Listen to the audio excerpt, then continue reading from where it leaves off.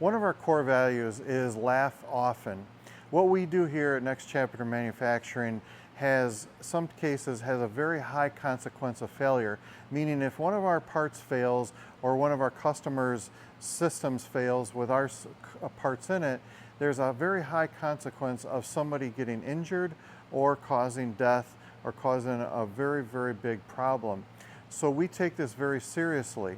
This is something that we work in every single day, a very high pressure environment, and to balance that out, we also find times to really just let our hair down, not take ourselves too seriously, and balance that out. We find that by balancing that out, it balances the stress and the other things that can lead to problems elsewhere.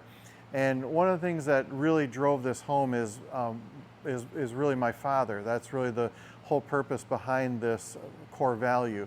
My dad is a kid at heart, and if you ever want to see, he is literally a Santa Claus. That's his job now, being a retired person.